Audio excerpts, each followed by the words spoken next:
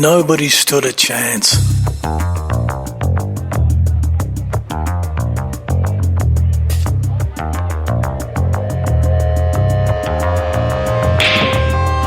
Every Friday night, all the young hotshots brought their expensive cues and big attitudes to the North Fitzroy Hotel. But it made no difference. Pensioner Roy O'Connor was waiting, taking on all comers and wiping the floor with them. Tagged as Rock on the pub blackboard, he shuffled around the pool table in frayed tartan slippers, constantly chalking his cue, oblivious to the distractions of the television, jukebox and conversations that swirled around him. His eyes resembled two pale blue oysters resting behind a pair of thick and dirty horn-rimmed lenses, which slid constantly down his large bulbous nose. Their journey south halted only by a large wart on the end. Each time he sank the black ball, he would tip his flat white cap to his opponent and resume his perch under the air conditioner, sipping his 7-ounce beer before squinting at the board and barking the next challenger's name in a gruff and gravelly voice. Rock looked like a cross between Jimmy Durante and W.C. Fields and was intimidated by no one. Not until his nemesis Danny the Dancer Ryan entered the pub just before midnight. The dancer was a lithe, finely dressed old gent of over 70 who always wore a flower in his lapel and waltzed whenever he moved. With a woolen scarf draped around his neck and a wicked grin on his small, liver-spotted face, he was forever propositioning young girls, his wet little eyes glistening as he revelled in their disgust.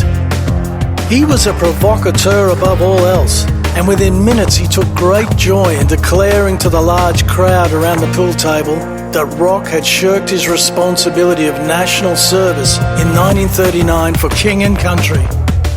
"You're a bloody coward! A miserable blouse!" he taunted. "Who said you could come out of your hole?" With a smirk on his face as he keenly perused the young audience for support. Rock didn't say much, and when he did, no one could understand a word.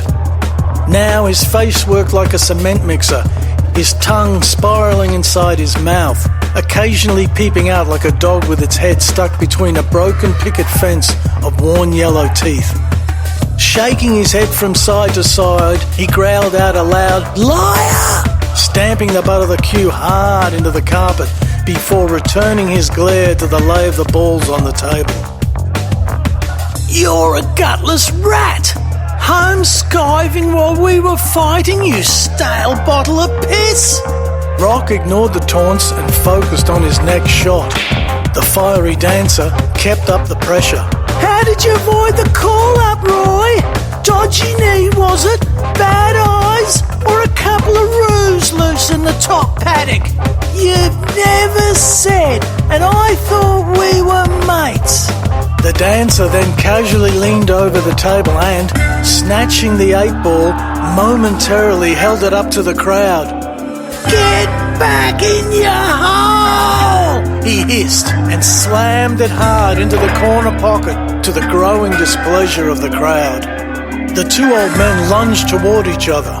Other tussles erupted around the volatile crowd, and suddenly a domino effect of drinkers bumped Rock off balance and sent him stumbling backwards, tripping over the hearth surround and landing arse first onto a roaring mound of burning logs in a large open fireplace. His young pool opponent yanked him out of the fire and put him over his knee, dousing the old boy's smouldering backside with his beer, while hastily brushing away the remaining hot coals with his pool cue. "Ho! Cop that, you maggot! Now that's friendly fire!" The dancer cackled with tears of joy as the bar staff escorted him out. Rock shuffled through the crowd to the bar and mumbled to the barman, "Spillage!" He pointed to the fireplace and then his wet backside. "Spillage? What for?" queried the barman.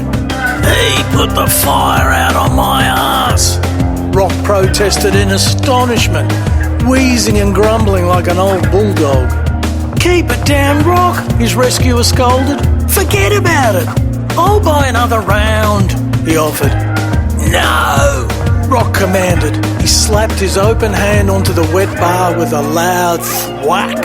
He put the fire out on my ass, he growled loudly.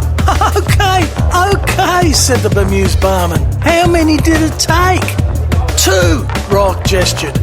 He handed a fresh beer to his opponent. Grasping the young fellow's arm, Rock looked into his eyes and whispered earnestly, "It wasn't easy being the only bloke left in town, you know." He sighed and shuffled to his spot, ready for the break. "Rack 'em up, son. Mugs away."